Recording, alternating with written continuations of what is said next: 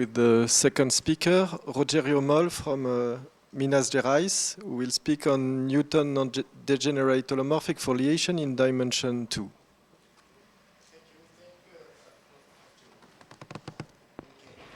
I thank the organizers for the invitation.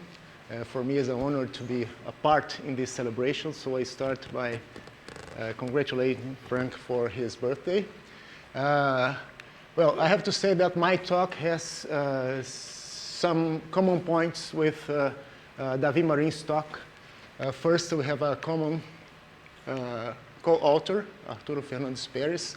This is also a joint work with Hervélia Garcia Barroso from La Laguna, Spain. And David Marin also gave several definitions that I will need, so I won't have to repeat these definitions. Well, I'll talk about Newton non-degenerate holomorphic foliations in dimension 2. My talk has 3 parts. The first part, I'll give some definitions. I speak the problem I'm working with. And, well, about the second and third parts, I'll speak later. So, Kushnirenko's theorem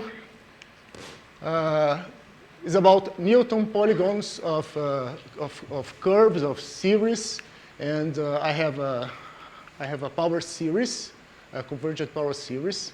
I'll give definition of the Newton polygon of a series, something that I think everyone knows. The support of this series are the pairs ij, corresponding to non-zero coefficients.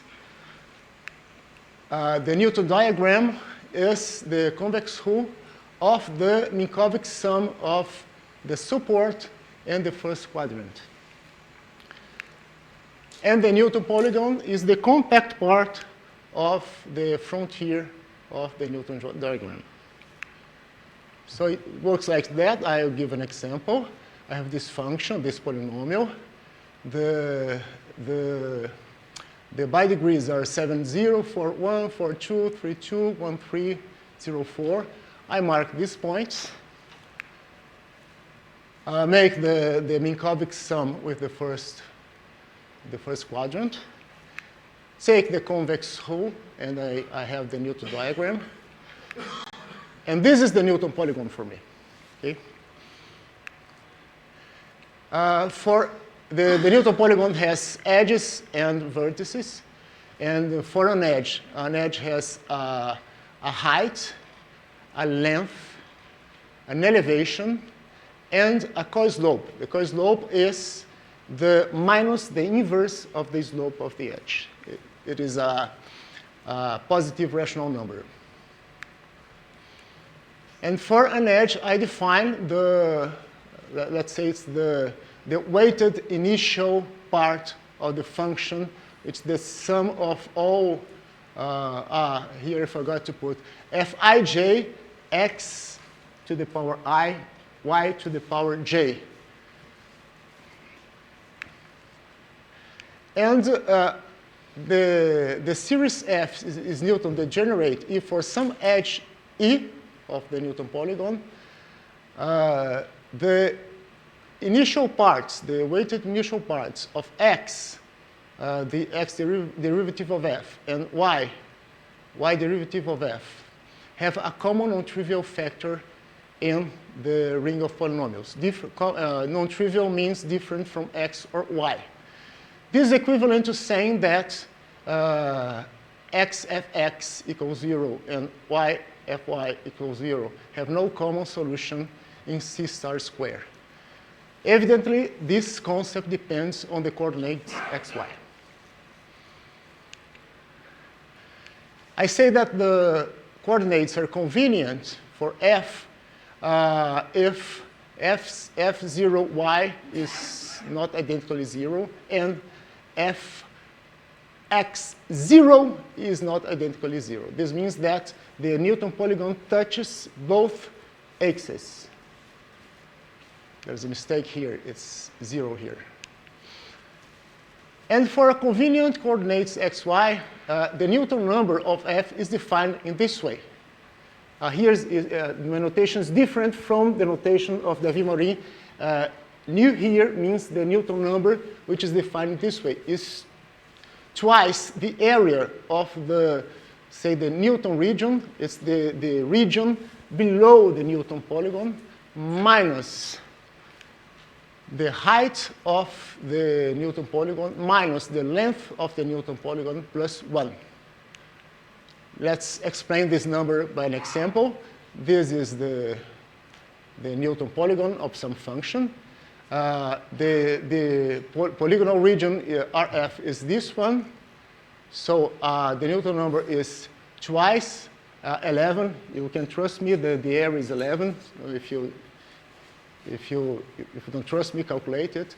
Minus 4, which is the height, minus 7, which is the length, plus 1. This makes 12. Okay?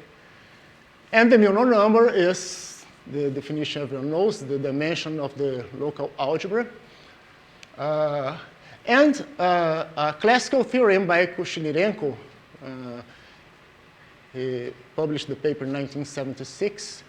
He gives this inequality. The Newton number is less or equal than the Newton number, and the equality holds if and only if F is Newton non-degenerate. Evidently, in his paper, he proves this in a more general context, in higher dimension, but this is the form of the result that I need.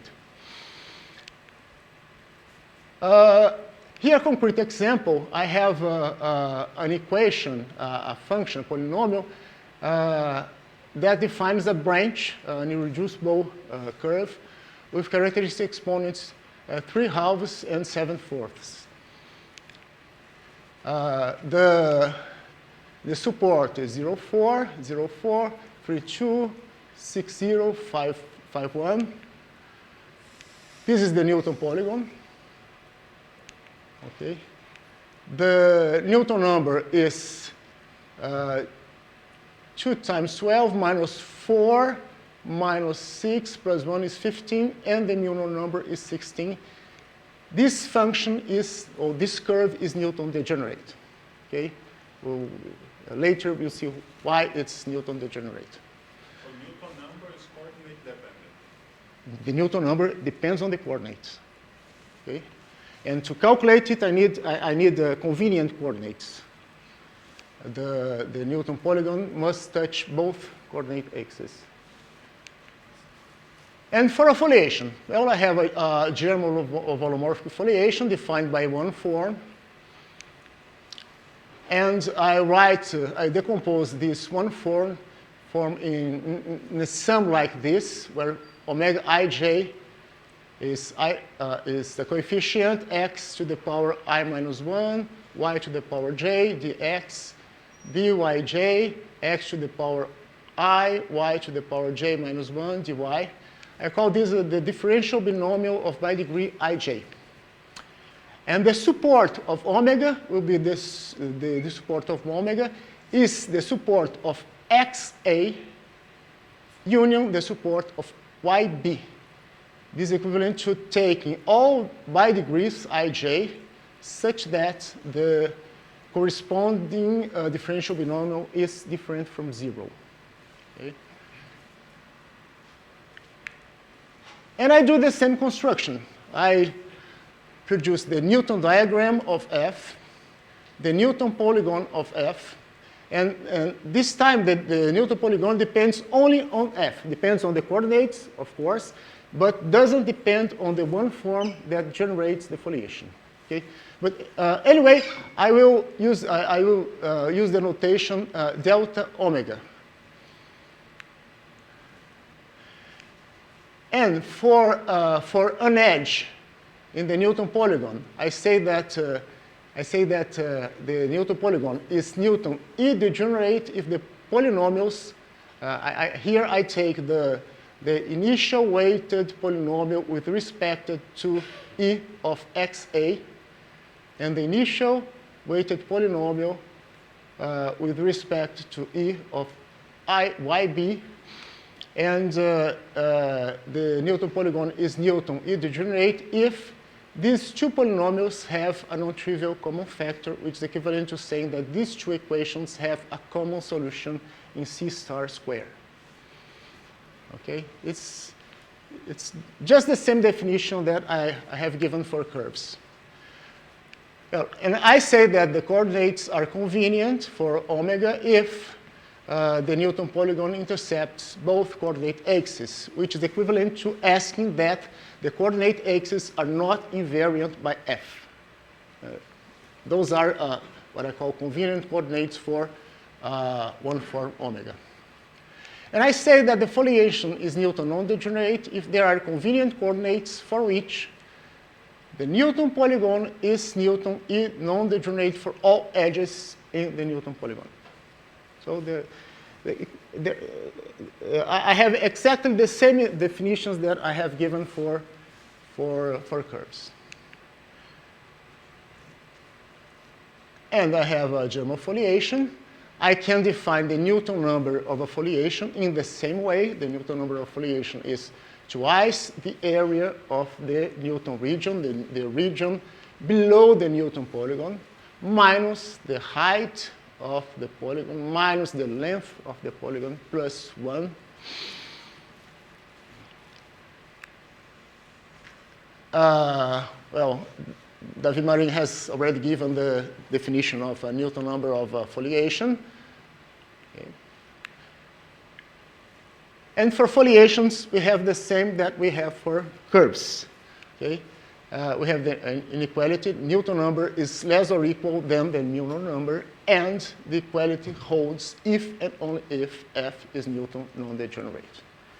Now, this is my first result, and I go to the second part, where I will apply this theorem to identify weak separatrices of foliations. Okay? Well, weak separatrice is a separatrix that comes from a weak separatrix of a saddle node in the desingularization, the reduction of singularities of foliation. I'll give two examples. First, the foliation f defined by this one form. It's easy to calculate the Newton number. Example 1. The Newton number of f is the intersection number of xy minus xy, y2, minus xy, minus y plus y2, minus xy, x squared y,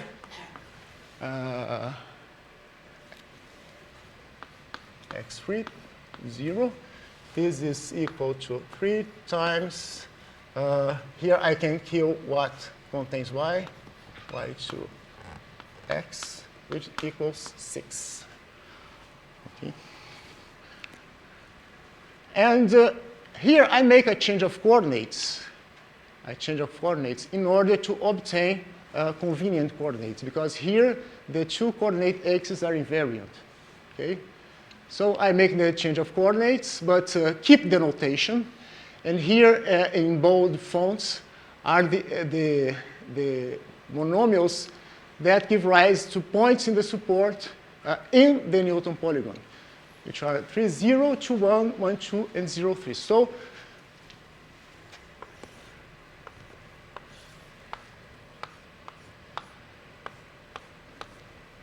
the Newton polygon is 3, 0, 2, 1, 1, 2. Have these 4 points. This is the Newton polygon. And the Newton number is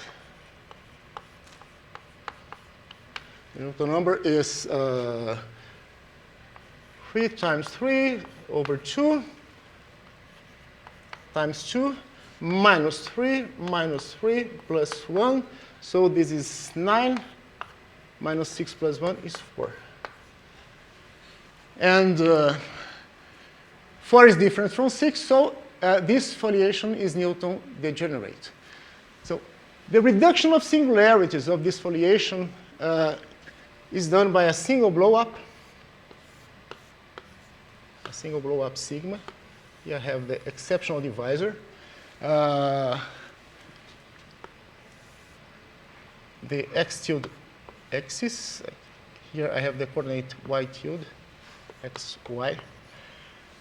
And I have three singularities. One here corresponding to y tilde equal 1, y tilde equal 0. And this is a saddle node, this is a saddle node, and the strong separatrix is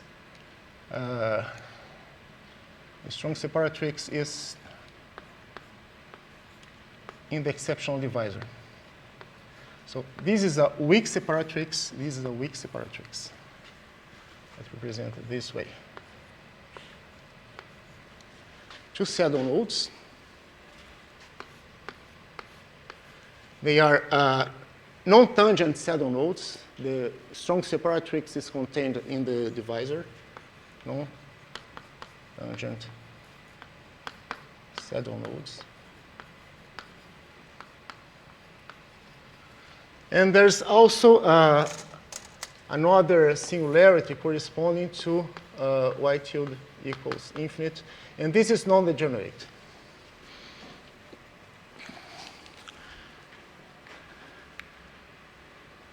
So we can see here that the degeneracy equations, they have a common non-trivial factors, okay, which is expected by Cauchy-Nerenko's result.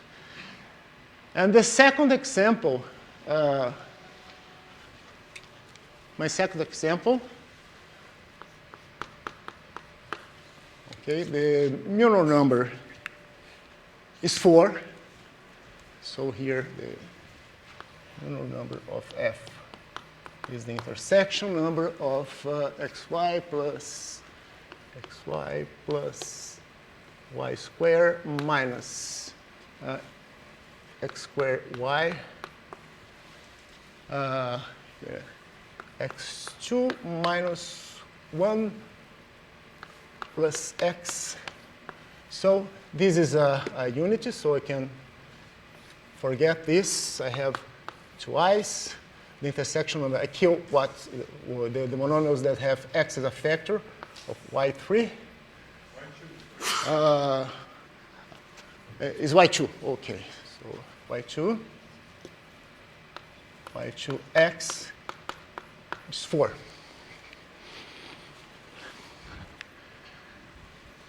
I make the change of coordinates in order to obtain convenient coordinates. So the support over the Newton polygon is exactly the same. So the Newton polygon is this. The Newton number is also 4. So this foliation is Newton non-degenerate. The reduction of singularities is done by a single blow-up. A single blow-up. But here I have a tangent saddle node at the origin.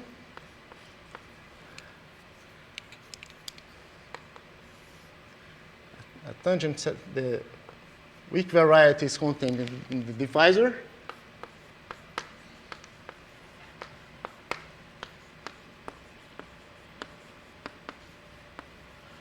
And I also have a non-degenerate singularity corresponding to y tilde equals infinity. So the difference between the two examples here, I have a weak separatrix. I have saddle nodes in the two examples. A weak separatrix here. Here I don't have a weak separatrix. The weak separatrix is contained in the exceptional divisor. Okay. These examples illustrate this theorem. It says that if I have a general holomorphic foliation that admits a weak separatrix, then for any fixed system of convenient analytic coordinates, the Newton polygon of the foliation is Newton degenerate. So this is a result that allows us to identify it's a necessary condition for the existence of the non-existence of weak separatrices. So let's make a comment. Paulo Sad is there. 2 weeks ago, Paulo Sad complained to me that he no more understands what a separatrix is, because people talk about formal separatrices. So I hope this corollary will help calming down Paulo Sad. So if I have a foliation such that the Newton number is equal to the Newton number for some system of analytic coordinates, then all separatrices of F are convergent. It's interesting because these invariants you can see in the formula define the foliation of the one form define the foliation. The first terms of the formula define the foliations. So, of course, purely formal separatrices, they come from weak separatrices of saddle nodes. So if these invariants are equal by the previous theorem, Cauchy-Drenkos theorem, the foliation is Newton non-degenerate, and so it cannot contain a weak separatrix. Well, I give the idea of the tools that I use to prove this theorem, because they will also be important to the third part of my talk. In the third part of my talk, I will characterize the separatrix sets of Newton non-degenerate foliations. Okay? So first, I have Newton polygon. The supporting line of co-slope K is, I take all lines having co-slope K, okay, intersecting the Newton diagram, and I take the lowest one. So the intersection of this line, the supporting line with the Newton polygon, is called the element of co-slope K. It can be an edge or a vertex. In my picture here, it's a vertex. Here, there is a slight but an important difference when we work with Newton polygons of foliations. A difference when you compare to Newton polygons of curves is that for curves, only the edges are interesting. For foliations, the edges and the vertices are interesting because the vertices, they hide the critical separatrix, the critical case. So this is an important difference between the two cases. And the initial polynomial with respect to an element is this polynomial. Here I take the initial weighted form of xa with respect to the element of co-slope K, the initial part of yb with respect to ek, multiplied by the co-slope K, and calculate and makes x equals 1 and y equals a variable z. This is a polynomial which has this writing. Okay? When this polynomial is identically 0, I say that the element is the critical. And here I have a fundamental principle when I use the Newton polygon of foliation to study invariant curves, to study separatrices. If S is a separatrix of F having Poisson series, starting with initial element Cx kappa. Kappa here is corresponded to, is a positive rational. Then the initial polynomial with respect to the element I kappa calculated in this coefficient C is 0. So this is the root of this polynomial. And I say that the element I kappa is associated with the separatrix S. An important comment is that when I kappa is a vertex, then this vertex is the critical. because if it's a vertex, then the associated initial polynomial is a monomial, and a monomial having a non-zero root is identically zero. Okay. Now I introduce another condition on the coordinates. I say that the coordinates are semi-convenient for omega if the Newton polygon intercepts at least the x-axis. It can intercept both axes, it can be convenient, but I only require that intercepts the x-axis. The reason I give this definition is that these coordinates are needed when I make a blow-up. Because if the blow-up is non-critical, the exceptional divisor is invariant. And if I take the exceptional divisor corresponding to the y-axis, so the coordinates cannot, the new coordinates, the coordinates after the blow-up cannot be convenient. So I have to consider these semi-convenient coordinates. Well, the idea is, well, I suppose I have a weak separatrix. I suppose that it has non-vertical tangent. And I start blowing up. I blow up until I find some simple models, which I will call primary. I say that the Newton polygon is primary.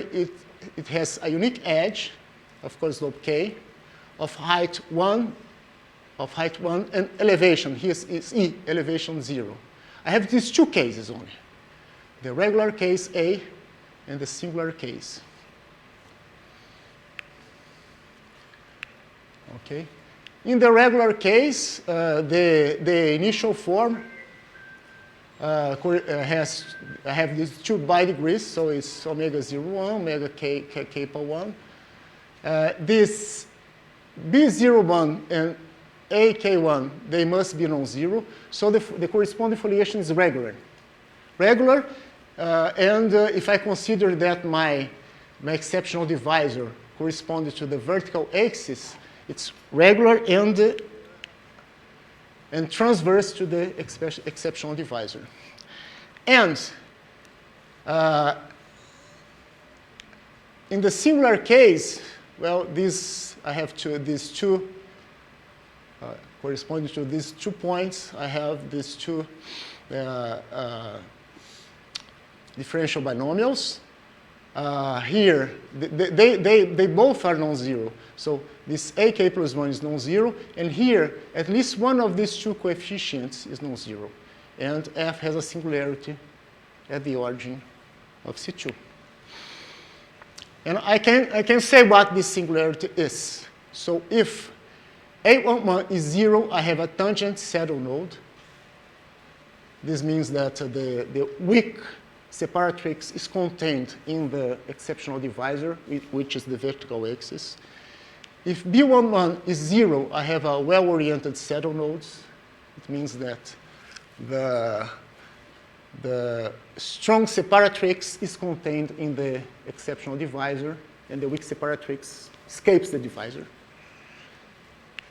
And if minus A11 over B11 is not a positive rational, I have a simple non-degenerate singularity. And if this quotient is a positive rational, I have a resonant singularity. So I have these possibilities. And considering the singular primary Newton polygon, the degeneracy equations are these two. And the only possibility that I have that to find a common non-trivial solution, a common non-trivial factor for both of them, is requiring that B11 is 0. B1 is 0, so here I have a common non-trivial factor. And B11 is 0 corresponds to a well-positioned, a well-oriented saddle node. Means that I have a weak separatrix outside the exceptional divisor. So I have this proposition. If the Newton polygon is singular primary, then the Newton polygon is degenerate if and only if the origin is a well-oriented saddle node singularity. And I need something before the final form, before the primary Newton polygon. Is this figure that I call the pre-primary Newton polygon. A pre-primary Newton polygon contains only one edge of co-slope kappa greater than 1, which besides is such that it has height 1 and elevation 0. Here is this distinguished edge. Here I drew the element of co-slope 1, which can be an edge or a vertex. This is a pre-primary Newton polygon. And it's interesting because if I blow up a pre-primary Newton polygon, and I always blow up and look, at the next step I'll look at the origin in the first blow-up chart, okay? So if I blow up a pre-primary Newton polygon, I will obtain a primary Newton polygon, which can be regular or singular, depending on the character of the blow-up. If the blow-up is it's regular primary if and only if the blow-up is dicritical.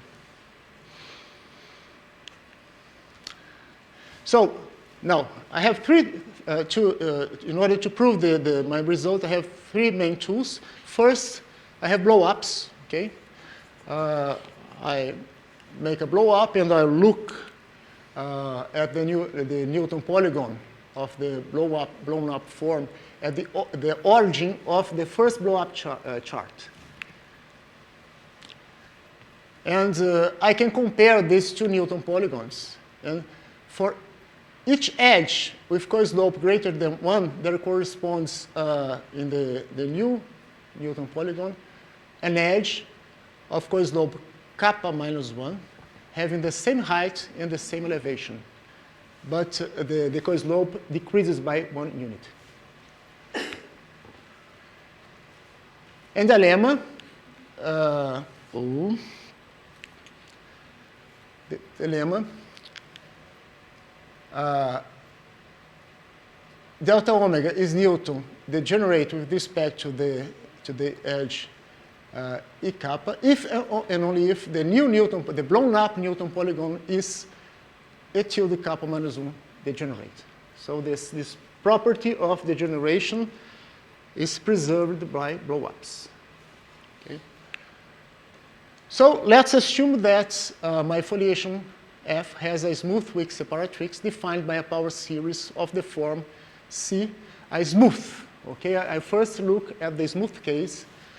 This is a power series, so this kappa is a positive integer, and C is in C star. So I make a horizontal sequence of blow-ups. What's a horizontal sequence of blow-ups? I blow up, then the next center of blow-up will be the origin of the first blow-up chart, and I do it again, look at the origin of the first blow-up chart, and I do kappa minus 1 blow-ups until this curve takes these forms defined by this series. The exponent here is 1. So, and the edge E kappa is taken into one of co-slope 1. Okay. So the next step, I have the second tool, what I call horizontalization procedure. Now our weak separatrix is defined by a power series starting by x to the power 1. So I make this coordinate change. This coordinate change, which I call horizontalization procedure, takes S into a curve with horizontal tangent line. Okay. And takes F to a foliation F bar, omega to a one form omega bar. And this picture explains how this procedure works. when I take a bi-degree here and the corresponding differential binomial, it will generate new bi-degrees only along these lines of co-slope 1. So for example, I can, this point, this top point is always preserved, okay, of E1 is preserved, but I can produce new points down here, okay? For example, this one produced this one here.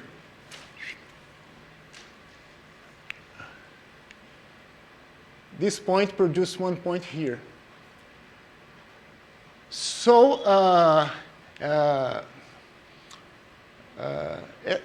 and I have the following proposition, which is fundamental, essential to the proof I gave. If E1 is an edge and the elevation of the transformed edge of E1 bar is greater than 1, then the Newton polygon is Newton E1 degenerate. So I can suppose that I have this picture here, that the elevation of the new element of co-slope 1 is 1. And this picture is what I called primary Newton polygon. So if I want something that is non-degenerate, I arrive at a new pre-primary Newton polygon. And if I have a pre-primary Newton polygon, I do another blow up, and I have those simple models that I know how to work with. Okay? Hence, these first two tools, they prove the theorem when S is a smooth weak separatrix. Okay? Of course, there are hidden arguments because the technical complication here is to work with the critical case. So, yeah.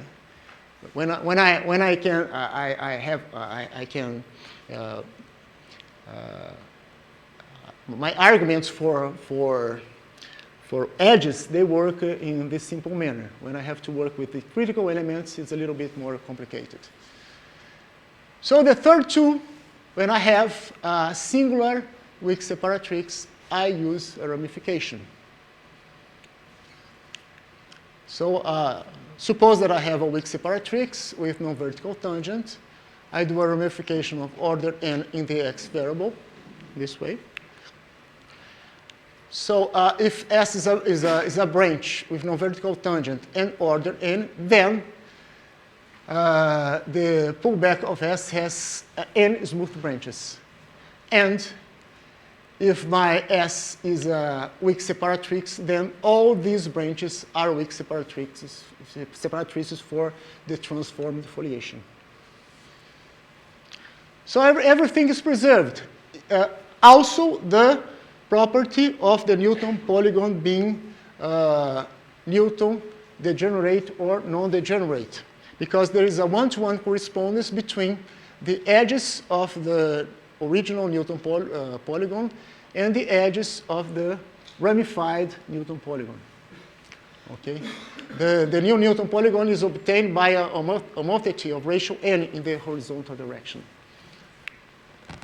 And the proposition, my original Newton polygon is E kappa degenerate if only if the new Newton polygon is E n kappa degenerate.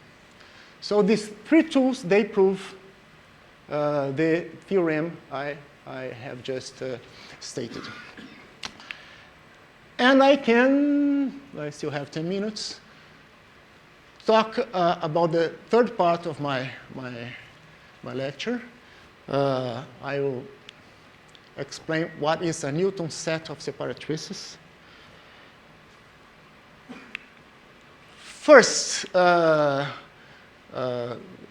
some definitions. A branch defined by an irreducible f of order n, having no vertical tangent. It has, I take one of its Poiseuille series. It has n conjugated Poiseuille series. It's a fractionary series with fractionary exponents of the fraction of with denominator n. Okay. I call the Poisson order of X the order of one of these series. So this is a rational number, the Poisson order. It corresponds to the exponent of the initial term of one of its Poisson series. If I have two branches with non-vertical tangent, their contact is defined by the maximum of the algebraic multiplicity of differences S minus S prime, where S and S prime, they run over a conjugated Poisson series of the two curves. Okay? And I say that a branch with horizontal tangent has maximal contact if its Poisson order is epsilon 1, where epsilon 1 is the first characteristic exponent of this branch. This means that the Poisson series of this S, they started with a term whose exponent is the first characteristic exponent. It doesn't have the initial polynomial part. Okay? So I need these three definitions. And let me give a definition of a Newton curve. A geom of analytic I have a C, a geom of analytic curve. I have a system of convenient coordinates. I'll denote by C index C the union of branches whose tangent line has a slope C, where C is a complex number or infinity. Infinite corresponding to vertical tangent line. 0 corresponding to horizontal tangent line. And C is a Newton curve if, have three possibilities. The branches in C0, the branches with horizontal tangent, are either smooth or singular with genus G1, only one characteristic exponent, with maximal horizontal contact, and for any pair in C0, their contact is the minimum of the Poisson orders. Okay. This means that if I take the two branches, I take Poisson series for the two branches, they do not have the same initial term. C infinity is C0 after the change of coordinates. Okay? And for oblique, for the branches with oblique tangents, when for C in C star, when non-empty, C index C is formed by a single smooth branch. And there's a theorem by Evelia Garcia Barroso, Lenarcic, and Plosky. They characterize geoms of analytic curves which are Newton non-degenerate. They are Newton non-degenerate if and only if they are Newton curves.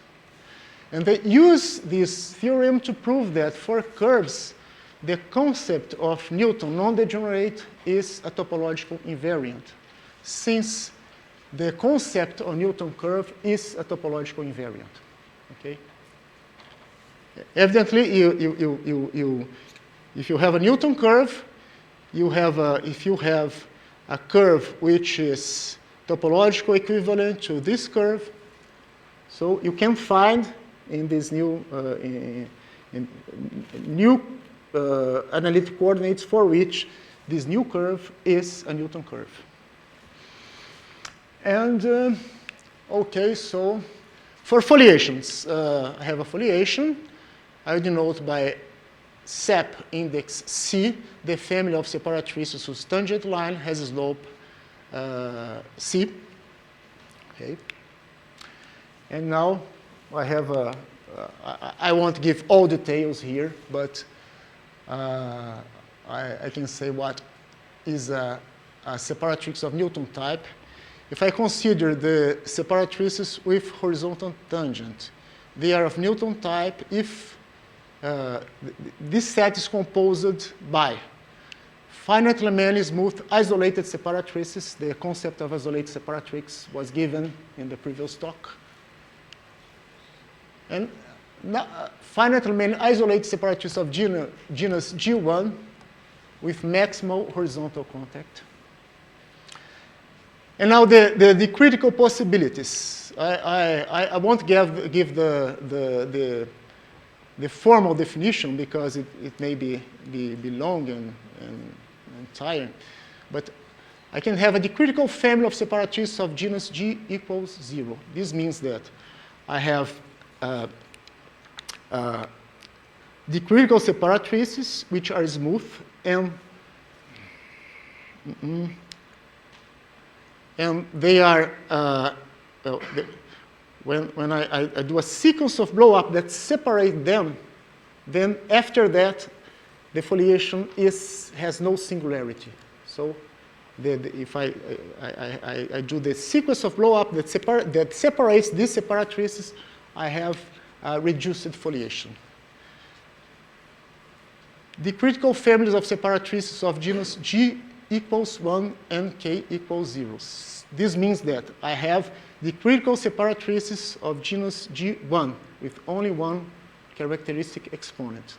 And if I take this family, I do the sequence of blow-ups that singularizes one of these separatrices, then I separate all of them, and my foliation has no singularity over this component of the exceptional divisor. This index is, the index is K0 because I have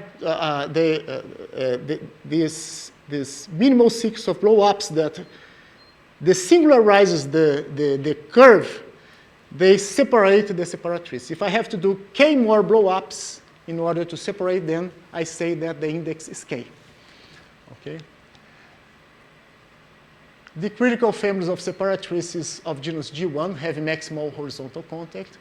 And this is curious. The critical families of separatrices of genus G equal 2. I may have the critical separatrices of genus G equal 2.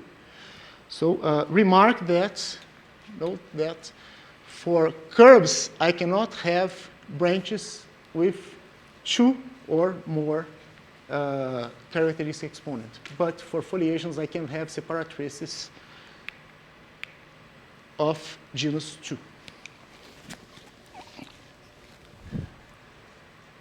Okay, and I want to talk about the associated semi-root. This has to do with the fact that if I do the reduction of singularities of foliation, if I take a maximal connected component of invariant lines, I must have a separatrix passing through this maximal component. But I have a condition on the contact. If I have any pair of separatrices belong to the same dicritical family, not belonging to the same dicritical families, then I have the condition of contact the same that I had for Newton curves. I should remark that if I forget the dicritical cases, what I have is the definition of Newton curve. Okay? So this is for, I'll finish in 2 minutes. This is for separatrices with horizontal tangent line. For separatrices with vertical tangent line, is the same thing. I just switch coordinates. And for oblique tangent lines, I can have one of these possibilities. I can have a single smooth isolated separatrix, a dicritical family of separatrices of genus G equals 0. So dicritical separatrices, smooth dicritical separatrices, or a dicritical family of separatrices of genus 1 and index K0. Okay? And a Newton set of separatrices is the separatrice of F is a Newton set of separatrices if I can find convenient coordinates such that SEP index C is of Newton type for every C. Okay? And in order to finish my talk, I have a theorem that says that if F is a German holomorphic foliation, Newton non-degenerate with respect to some convenient coordinates, then SEP F is a Newton set of separatrices. Okay. And I have a reciprocal. But my reciprocal, I can prove for foliations of generalized curve type, which were defined by Marin. If the set of separatrices is a Newton set of separatrices with respect to some convenient coordinates, then F is Newton non-degenerate. Okay. And as a consequence of these theorems, I have a corollary that the property of being Newton non-degenerate is a topological invariant for holomorphic foliations of generalized curve type. Since holomorphic foliations of generalized curve type, this property is invariant by topological equivalence, and the concept of Newton set of separatrices is also invariant by topological conjugation. So thank you very much. I have an example, but I want to give this example. And congratulations, Frank.